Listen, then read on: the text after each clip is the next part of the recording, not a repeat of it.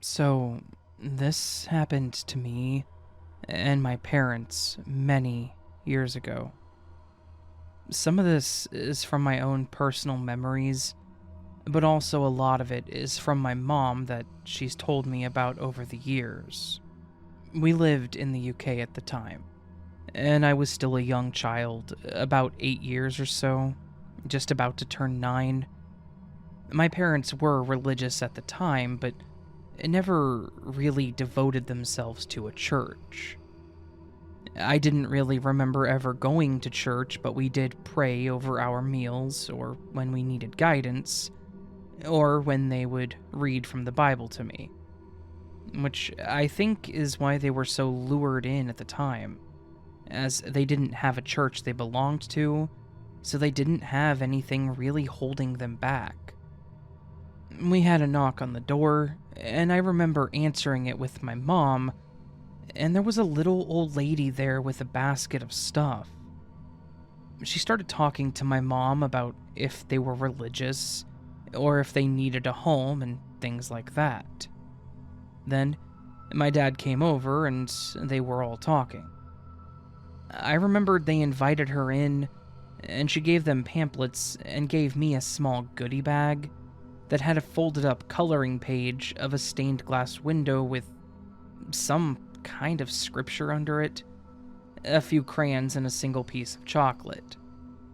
They seemed to talk for a while because I remembered they were actually making dinner when this lady showed up, and I ate alone at the dinner table while they talked. When she finally left, my parents talked for a while about it, and finally decided that they would try going there that Sunday to see how they liked it. That Sunday, my mom and I wore our best dress, and my dad his fancy blue and silver collared dress shirt and tie, and we headed out. And the church actually appeared to be an old apartment complex that was bought out and turned into a live-in church. There was the main auditorium, or chapel thing, with a few staff rooms on the side, as well as a couple of public bathrooms. Then, and I'm going off our memory here, there was a nursery for infants and toddlers, one for kids ages 4 to 8, one for 9 through 12, and anyone 13 and up joined the adults in the main service.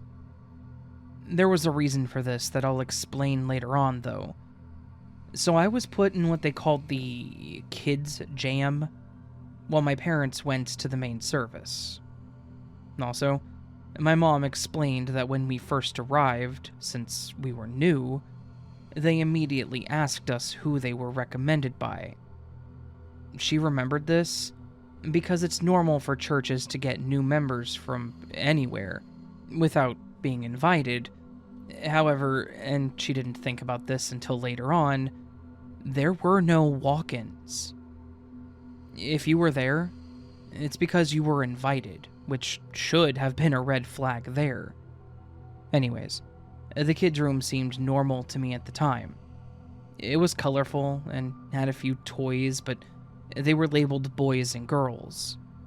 The girls' toys consisted of baby dolls and kitchen cooking stuff, whereas the boys had a workbench, toolkit, and building blocks. We got to play for a while, but then we all had to gather while the adults read scripture to us. Apparently, my parents were both very happy with the service, and she said everyone was warm and welcoming, which was different from other new churches they had been to, where they were usually looked at funny for being new. So we ended up returning that next Sunday as well. My mom said they got several calls throughout the week, but they didn't seem like they were pressuring them, just more so checking in on how they felt about the service, how their week was going, things like that, which also turned them on to the idea of this place. So, when we did return, she said they were greeted by the pastor himself and his wife, asking them to join their congregation, which involved moving in there. Every floor above the first was still apartments for the most part, where other members lived and the rent itself was practically free. as long as they donated to the church, which there wasn't a specific amount disclosed at the time, and they devoted their lives to them. My parents didn't see anything wrong with this, due to them struggling with the home they had at the time being costly, and they thought, how bad could it be? Living there, rent-free, making donations, attending every Sunday, and being able to save money. Then, if they felt like leaving, they could. Once they'd saved enough money so they could start making arrangements to move. Things started moving pretty fast from then on. I remembered when we got settled in, we had a few people come visit us, and we were told some of the stuff that we brought we wouldn't be able to keep as it wasn't part of their vision. Like my mom and I, we weren't allowed to wear pants or shorts, so those all had to be thrown out. Only skirts or dresses.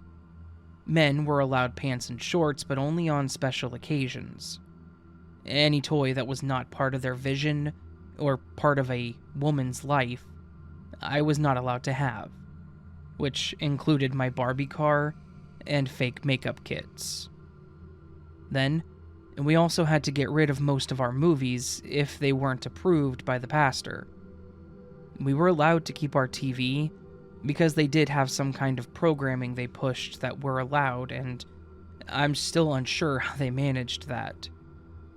They also had their own library with approved books and movies too, so it was a huge adjustment. But we were already there and moved in, so my parents didn't feel like they could back out at that point. Then came the job issue. My mother was a bookkeeper at the time for a small local hardware store, and my dad was a car mechanic. The problem was, a lot of technology and electronics were not allowed. Since my mom worked on a computer all day, they suggested that she find another job, or she could work for the church as a bookkeeper and still get paid a normal wage. And since cars were technically a big computer, my dad was told the same thing. He instead worked for the church as well as a repairman. While my dad was fine with the changes, being that they no longer had to worry about losing their jobs, their home, or even bills, my mom was seeing things differently from her side. There was more involved than just being a bookkeeper. Since computers weren't allowed, she had to do everything by paper, pen, and a calculator. But she more so just kept track of how much everyone was getting paid that worked there, and how much everyone was donating back to the church. If the donations were under budget, someone higher up would first question her accuracy. Then, they would want her to figure out who didn't donate enough. Everyone was required to donate so much there, and if they didn't, it was tracked, as people went door to door in the apartments to collect it, kind of like mail. My mom then had to report that, and they were held responsible for it. My mother wasn't comfortable with this. She understood that we didn't really have to pay rent, but why were certain amounts required, and if they didn't have expenses other than toiletries and food, why would you need to keep extra money put up?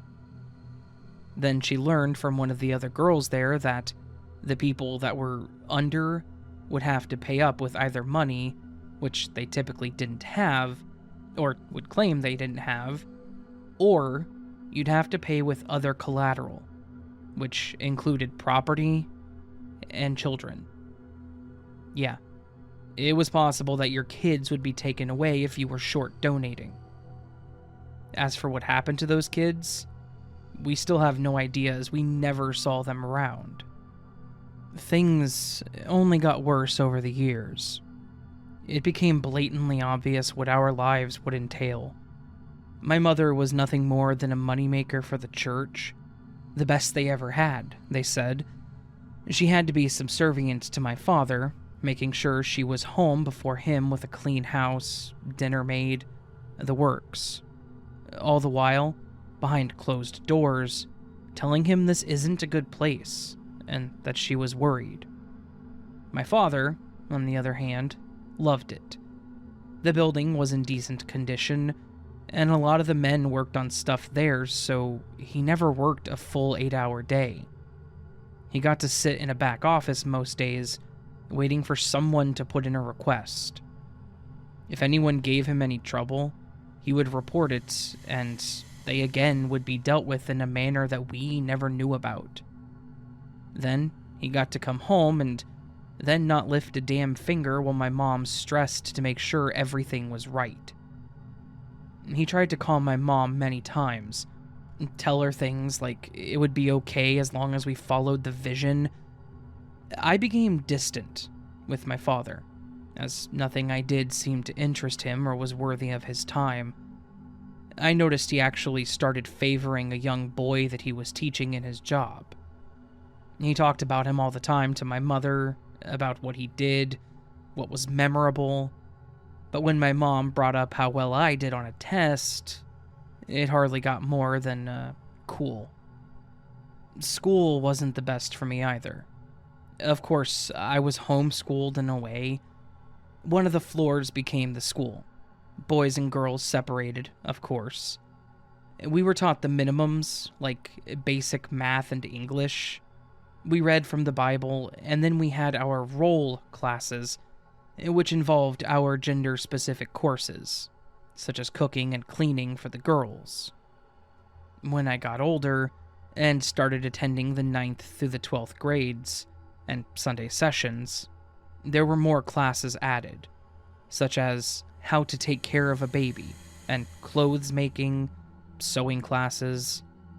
Some of the girls that I became friends with were great, and I became close to them, but other than that, I started feeling isolated and alone. My father obviously no longer cared. My mother definitely showed interest, but you could tell something was wrong. She was becoming a shell of herself, so I didn't have anyone to really talk to. Then the classes started to get even more real once I turned 13.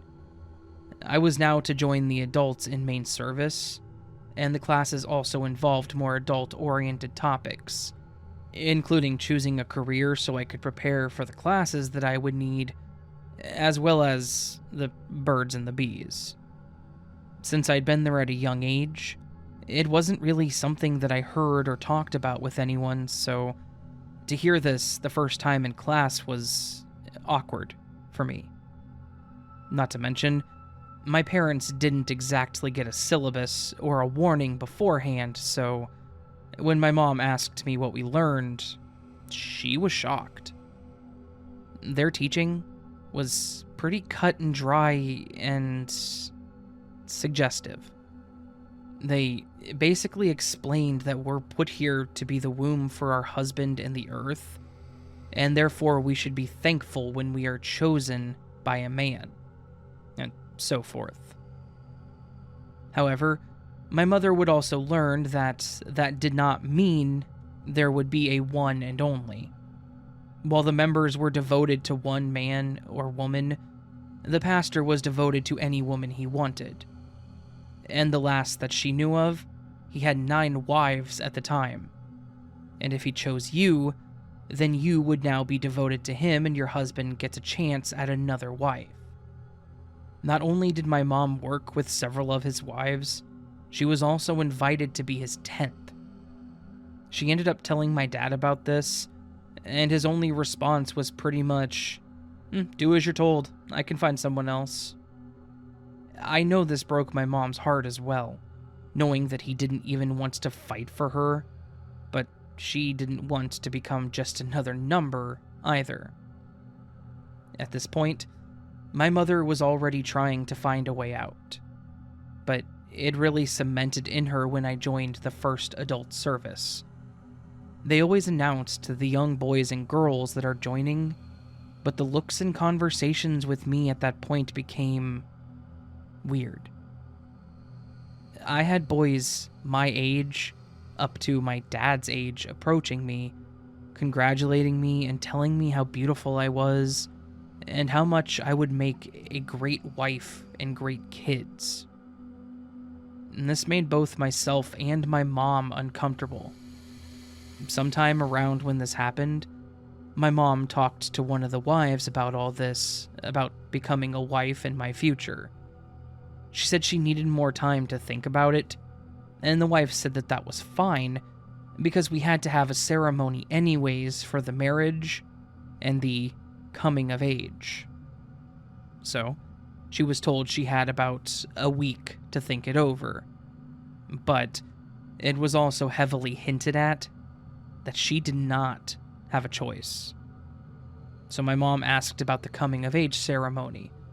She explained to her that it basically was for the girls that have turned 13, which was their legal age, the church's.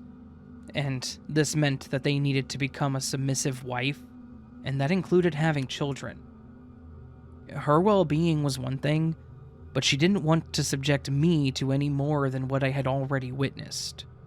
So, my mom was ready to nope the hell out of there. Thankfully, she was in the right position to do this.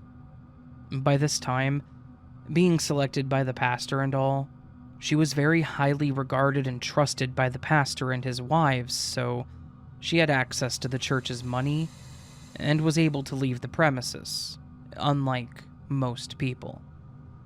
With this, she'd been siphoning money as she did the books, making everything look fine, and taking some from my dad's wallet and stashing it in a hidden place. Then, the day before the ceremony, she asked to leave to go and get a few supplies to help make my dress for my ceremony, as well as a few of the pastor's favorite foods, as a thank you gift for choosing her, and she was allowed. Later that evening, after dinner, my father had actually left to go on a date, and my mom and I started putting things into motion. And she was worried that I may say something, so she waited until the last minute to mention it. She had me run to grab my school bag and fill it with anything that I needed or wanted to take, which really was just some clothes and a few items close to me. My mom did the same, and we walked out. It was nerve-wracking at first, as there was a lady at the front that stopped to talk to us. She told her where we were going, checked the list to make sure we were approved, and we headed out. We walked for a while before we ended up catching a bus, which we were then on for an hour or so. My mom said she was just trying to get distance between us first. Then we made it to a shop and they let us borrow their phone. My mom ended up calling her sister, which she gladly invited us to stay with her, but she was still a few hours away.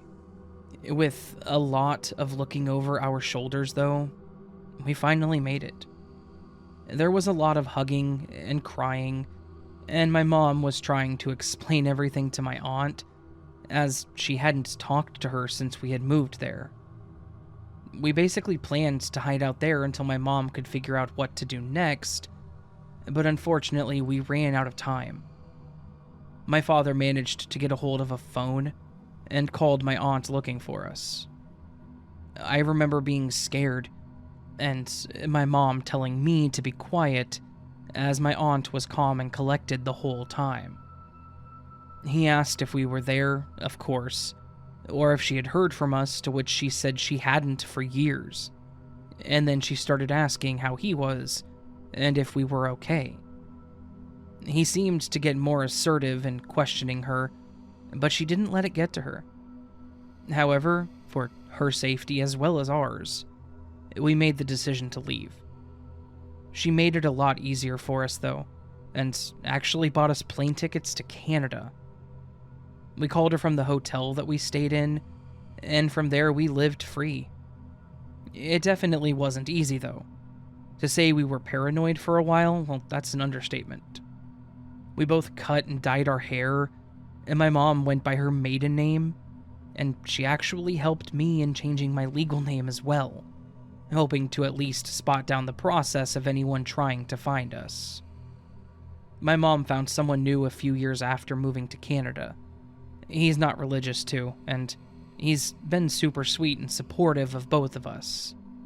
They're not legally married, though, as my mom is fearful that if she filed for a divorce, of course, my dad may find us and come looking. I think we all three agreed that we were okay with that. If we never run into anyone from that group or my father ever again, it would still be too soon.